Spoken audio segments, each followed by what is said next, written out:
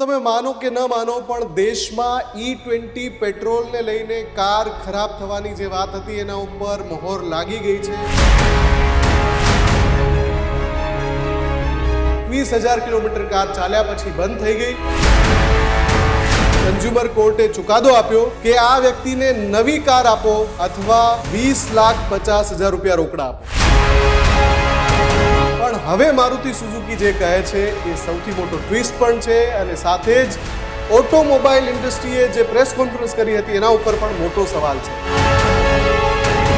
કે અમે કાર આપી દઈશું પણ એની સાથે કહ્યું અમે કન્ઝ્યુમર કોર્ટના ચુકાદાને ઉપલી કોર્ટમાં પડકારશું। સવાલ ઈંધણની ગુણવત્તા પર આવ્યો છે જ્યારે મારુતિ સુઝુકીએ આ ખુલાસો કર્યો છે।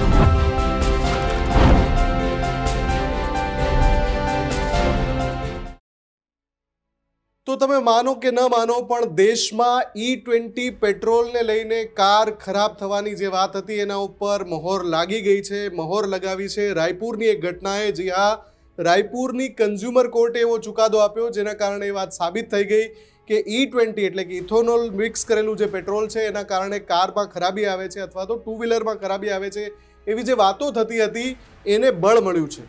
ઘટના એવી બની કે એક વ્યક્તિએ કાર લીધી મારુતિ સુઝુકીની ગ્રાન્ડ વિટારા કાર લીધી। એ કાર જ્યારે લીધી ત્યારે E20 પેટ્રોલ જે છે મળતું થઈ ગયું હતું બજારમાં।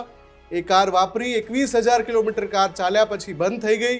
વ્યક્તિ ગયો મારુતિ સુઝુકી કંપનીમાં પણ કંપનીએ કહ્યું કે આમાં અમારી કોઈ ખામી નથી, ભૂલ નથી, તમારે એન્જિન રિપેર કરાવવું હોય તો 5.5 લાખ રૂપિયા જેવો ખર્ચો થશે। જેવું આ વ્યક્તિને કીધું એટલે વ્યક્તિએ કીધું કે મેં તો આમાં કશું કર્યું જ નથી, E20 પેટ્રોલ નખાવ્યું હતું અને એ પછી કાર બંધ થઈ ગઈ છે, હું શા માટે આટલો ખર્ચો કરું। વ્યક્તિ ગયો કન્ઝ્યુમર કોર્ટમાં।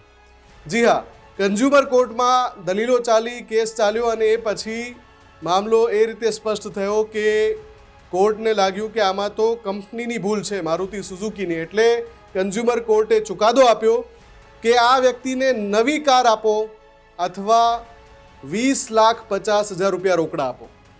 આ ઘટના જે બની એના સાથે હવે મારે તમને 4 તસવીરો બતાવી છે અને એની સાથે એક સવાલ પણ પૂછવો છે।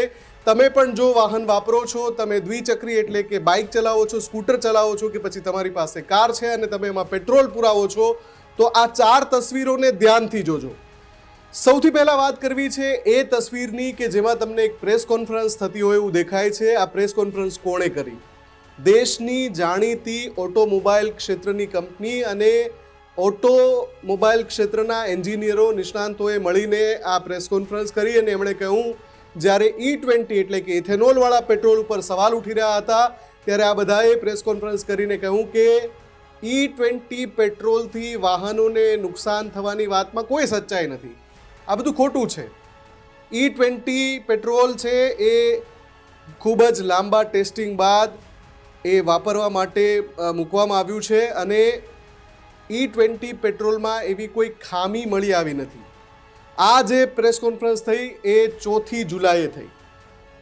હવે બીજી તરફ હું તમને કહું કે કેન્દ્રીય પેટ્રોલિયમ મંત્રાલય છે જેના ઉપર સવાલ ઉઠતા હતા કે ભાઈ આ E20 પેટ્રોલના કારણે તો લોચા થાય છે, ગાડીઓ ખરાબ થાય છે।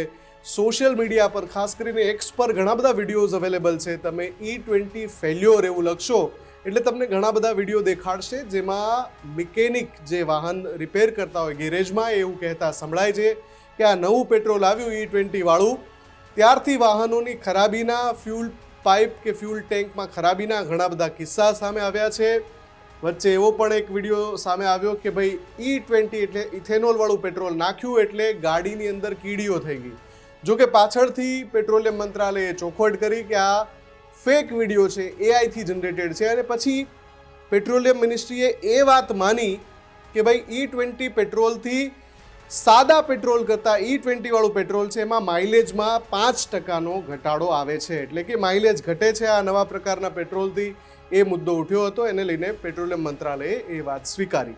હવે આ બધાની વચ્ચે તમને ખબર હશે કે કેન્દ્રીય મંત્રી નીતિન ગડકરીના ઘણા બધા વિડીયોઝ વાયરલ છે. એમણે 1, 2 નહીં પણ 4, 5, 6, 7, 8, 10 જગ્યાએ એવું કહ્યું છે કે E20 પેટ્રોલ વાપરવાથી વાહનને કોઈ નુકસાન એટલા માટે નથી થતું કે E20 પેટ્રોલ લાંબા સમયથી ઉપલબ્ધ છે. છેક 2004માં ઇથેનોલ મિશ્રિત પેટ્રોલને લઈને સરકારે નીતિ વિષયક નિર્ણય લઈ લીધો હતો.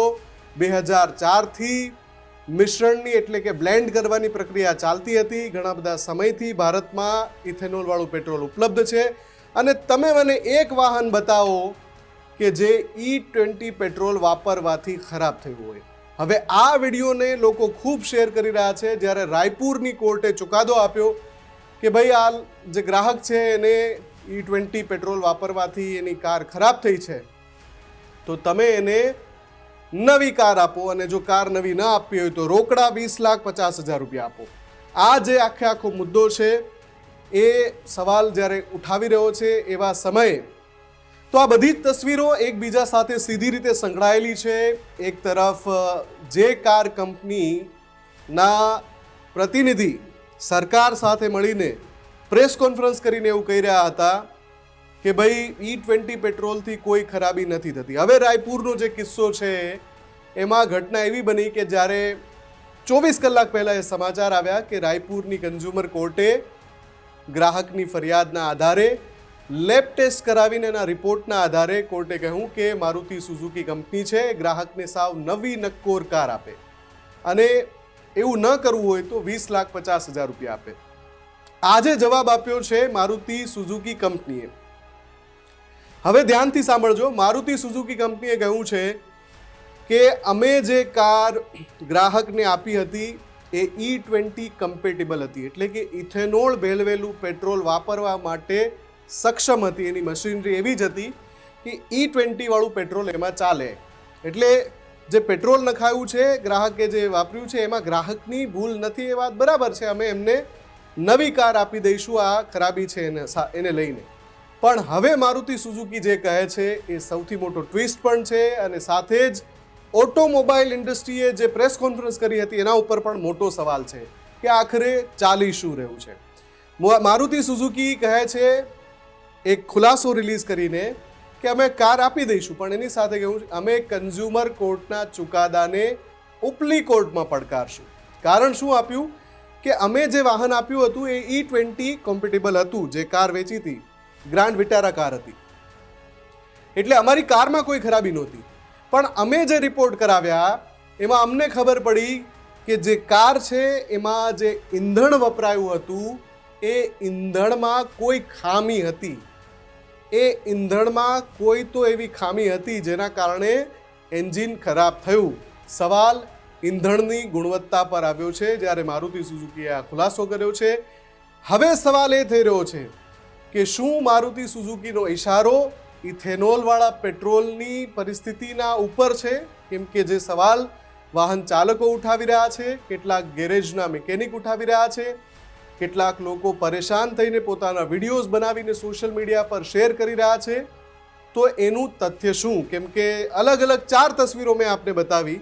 જો તમે આ ચારેય તસવીરોને એક સમાંતર રાખો તો મોટો સવાલ એ ઉઠે છે કે E20 પેટ્રોલ વેચવાનો સરકારનો જે નિર્ણય છે શું એમાં કોઈ ઉતાવળ તો નથી થઈ ગઈ ને? કેમ કે જ્યારે E20 પેટ્રોલ બ્લેન્ડ કરવાનો એટલે પેટ્રોલમાં 20% ઇથેનોલ ભેળવવાનો નિર્ણય લેવાયો એ સમયે એવું કહેવાયું હતું કે E20 પેટ્રોલની જે લક્ષ્ય હતું ભારતમાં E20 પેટ્રોલ વાપરવાનું, એમાં સરકાર નિર્ધારિત લક્ષ્ય કરતાં 5 વર્ષ વહેલી છે. તો આ 5 વર્ષની ઉતાવળ કેમ થઈ?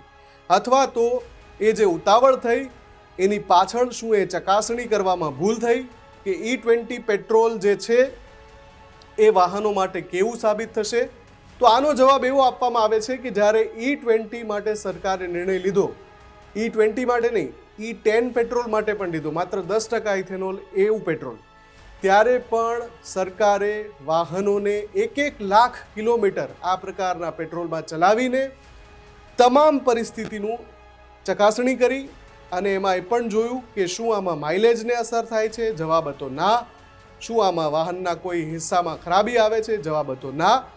બધા જ પરિણામ સારા મળ્યા ત્યારે કાર્બન ઉત્સર્જન ઘટાડવા માટે, વિદેશમાંથી ક્રૂડ ઓઇલ ઓછું મંગાવવા માટે, ક્રૂડ ઓઇલ માટે વિદેશ પરની નિર્ભરતા ઘટાડવા માટે, ડોલરમાં ભારતીય જે મુદ્રા છે એ ડોલરનો જે રિઝર્વ છે, સ્ટ્રેટેજિક રિઝર્વ, એ ઘટે નહીં એટલા માટે આવા ઘણા બધા કારણો આપીને પેટ્રોલમાં ઇથેનોલ મેળવવાનો અને એવું ઇથેનોલ મિશ્રિત પેટ્રોલ વેચવાનો સરકારે નિર્ણય લીધો.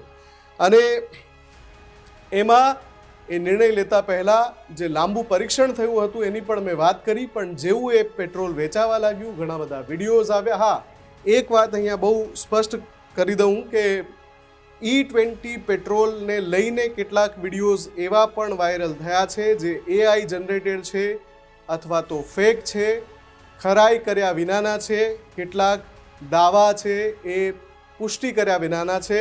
એટલે સરકારનો એક પક્ષ એવો પણ છે કે E20 પેટ્રોલ અંતર્ગત એક વર્ગ, એક ચોક્કસ વર્ગ સરકારને ટાર્ગેટ કરવાની કોશિશ કરે છે. આ બધાની વચ્ચે મોટો સવાલ એ થઈ રહ્યો છે કે શું E20 પેટ્રોલમાં જ કોઈ ખામી છે કે પછી કોઈ જાણી જોઈને આ પરિસ્થિતિ પેદા કરી રહ્યું છે. પણ હવે હું ફરીથી તમને સવાલ પૂછું, રાયપુરની કન્ઝ્યુમર કોર્ટના એ ચુકાદા બાદ, એ આખા કિસ્સા બાદ શું તમને લાગે છે કે E20 પેટ્રોલને લઈને જે નિર્ણય લેવાયો એમાં ક્યાંક ઉતાવળ થઈ ગઈ?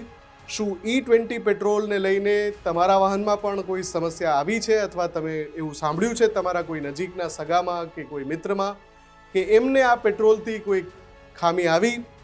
ચોક્કસથી કમેન્ટ કરીને જણાવો ને આખા ઘટનાક્રમ અંગે આપના શું વિચારો છે એ પણ અમને ચોક્કસથી જણાવજો. અને આ જ પ્રકારની વિશેષ રજૂઆત માટે જોતા રહો ન્યૂઝરૂમ ગુજરાત. નમસ્કાર.